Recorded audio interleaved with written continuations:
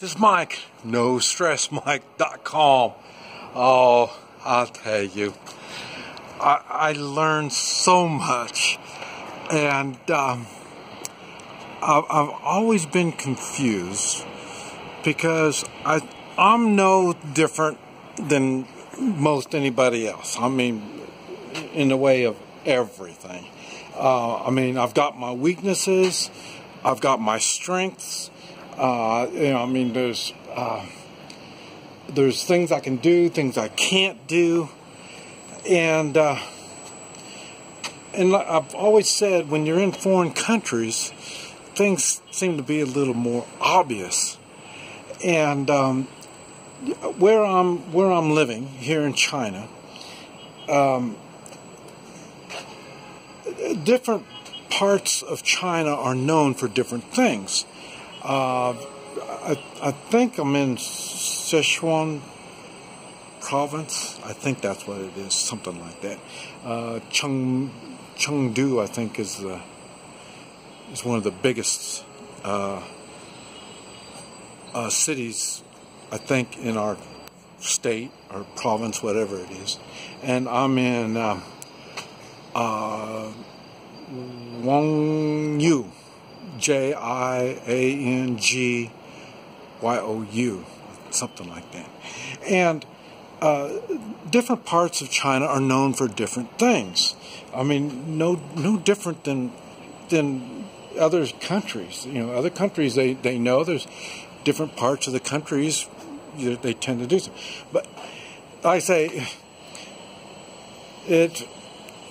where I'm at here, hot food is what they're known for. Everything. I mean, these people wake up in the morning and have a bowl of really spicy noodle soup, and that's what they eat. A lot of spicy stuff, and but also in this part of the country, it's known for being leisure, a laid-back lifestyle. I had someone, I think it's from Singapore, that mentioned that he knew that it was, but it really is.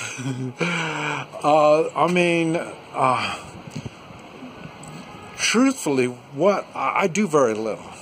I go to bed 11 o'clock in the evening. I'm usually out of bed by 9:30, something like that, in the morning. That's way too late.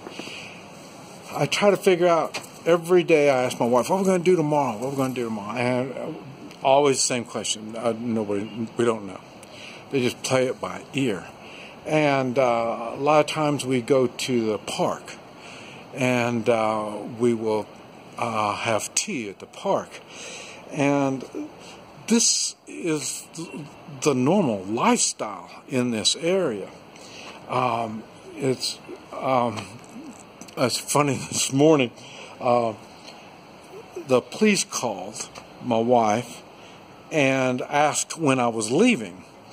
And what it was, remember, I think I made a video talking about how I reported into the police department. Let's see, it's over there a couple blocks, not far. And but I reported, as a foreigner, you're supposed to report every time you go to a foreign country. Whenever you go to a different city, you're supposed to report in. And so this is where I'm living now. So I thought, well, I better report in. So I did. Well, the thing is, they called and they said that asked when I was leaving, and my wife told them when, and then they said, well, I'm going to be overextending my visa. And what? Because I keep track of my visa so I don't get in trouble. And okay, I'm supposed to be out by the 8th, and I'm going to be going out at the 7th. And but he said that I'm supposed to be out by the 5th. And so I thought, okay, so I went on and got a hold of the police. And when I was down there at the police department, when I reported in, I found somebody who could speak English. So he gave me his number so I can call him anytime I have any problems. And I mean, they really act like police. I hate saying that, but they do. They do policing is what they do. They don't bother the people. And so I called him, and then I told him I'll come in, and I came in, took my passport, and I showed him, and he said, well, his colleagues called me, and they apologized because it wasn't really exact. It was just, they were just wanting to make sure that I knew that I was my visa was coming up. So so it was really neat. And but the thing that got me is I told him I want to do some work, and it's illegal to work in China. And so then he said, well, here, you need to get a hold of these people. And so he got on the computer and he looked it up on where I go to get a permit so I can work.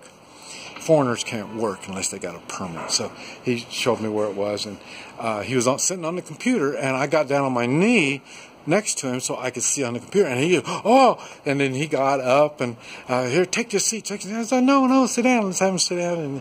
And then when we got done, he says it made him really embarrassed. And I said, what? And he says, I'm older, and so they respect their elders, and it's not, if somebody would have saw me on my knee while he was sitting in the chair, they would have looked down on him.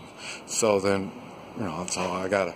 So, but the thing that I thought was so cool is they do, because wherever we go in this community, like I said, I pretty much stay in this city of 800,000, and you know, we're always treated real respectfully, and you know, just, you know, I mean, I don't know, but I think that's the way it is. And you know, I mean, I can tease people. This is different, and I think it's because one thing is I live here, and it's not because I got a Chinese wife that makes things different. She's still trying to figure out. But she doesn't understand, whenever we go places, we are treated differently. And, you know, everybody pays attention. And that's because I'm speaking English. Nobody speaks English. So everybody knows I'm speaking a foreign language. And I'm laughing and having so much fun. Everybody around me starts laughing and having fun. And this isn't a laughing kind of culture. And so but it is kind of funny to see everybody enjoying themselves. I'm sure it's at my expense, you know. So because they'll talk to my wife and start asking her questions. But like I say, she really doesn't understand the magnitude of what's happening. And that's what I'm saying. I'm giving away my coins. You know, I'm striking people as, wow, what is this guy? What's going on? How is it? You know what I mean? And I say we're at the park, walking around the park, and she had some friends, and we sat and she talked to her friends. That's something I can't understand. You get three, you know, let's say three Chinamen together. It doesn't matter if they're men or women or what, but you get three of them together, you're going to find two of them talking at the same time. Every once in a while, all three of them will talk at the same time. Ah, man, I'll tell you, there's no way. I still cannot, as I've been here for almost 5 months, I still can't distinguish words. It's all coming out like noises, just a whole bunch of noises. You know, like when people tease the foreigner, that's the way it sounds to me. It just goes right on. I can't distinguish different words, and so I haven't even come close to even speaking the language. But like I say, it's I don't understand. Oh, and this is what happened. Now I'm starting to understand why people don't get out. Because I'm sitting around, this whole city is full of old people. They do the same thing daily. And I've always said, you know, to me, when you're doing stuff like that, you're just waiting to die. Well, this is their lifestyle. They don't want to go anywhere. They don't go anywhere. They don't do anything. They playing mahjong or cards. They're socializing with their own little bunch.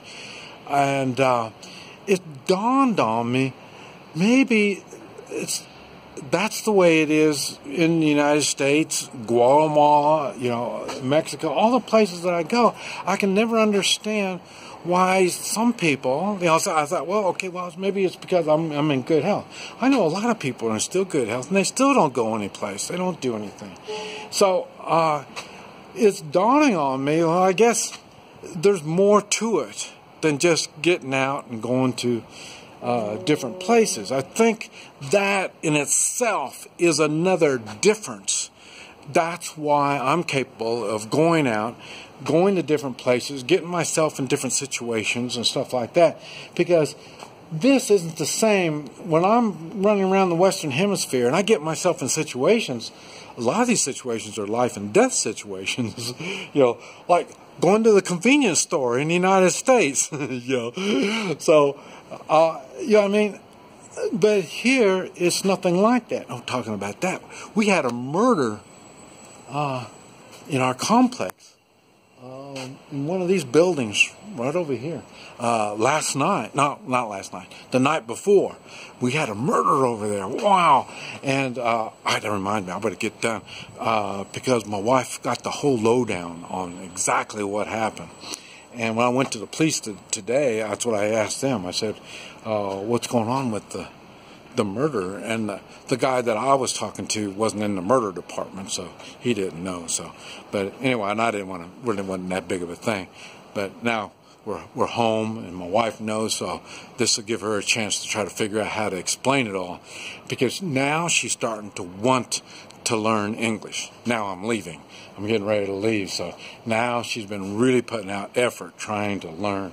And so, but anyway, and even she doesn't want to travel around. She doesn't want to do anything, but she's starting to get excited because I told her, think about it, because I think we're going to be going to, let's see, Thailand, and I had somebody else suggest Malaysia. So we're going to be working on other places we can go. But like I say, my wife, she only knows Chinese, so she's going to have a problem. And she's not a traveler. I'm experienced in this stuff. She's not. She's one of these people that I keep talking about. She doesn't go anywhere. She doesn't do anything. And now, having her life is being mixed up in mine, she's starting to get, what is all this going on? She's understanding that there's a big world out there. And now she's getting a taste of maybe she wants to try some of it. This is Mike, NoStressMike.com.